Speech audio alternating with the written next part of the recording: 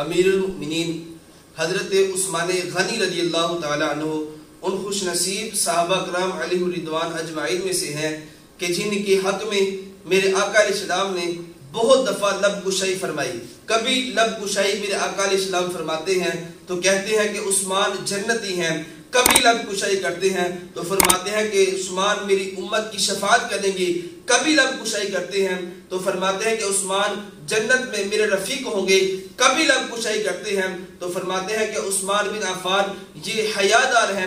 چنانچہ میرے آقا علیہ السلام نے ارشاد فرمایا کہ جنت میں ہر نبی کا رفیق ہوگا اور جنت میں میرے رفیق عثمان بن عفان ہے.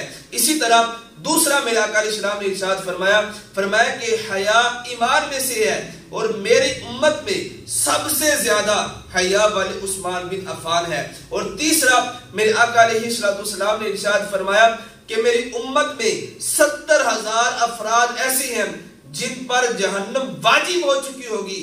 حضرت عثمان بن عفان کی شفاعت سے اللہ ان 70,000 کو بغیر حساب کے جنت عطا فرما دے گا.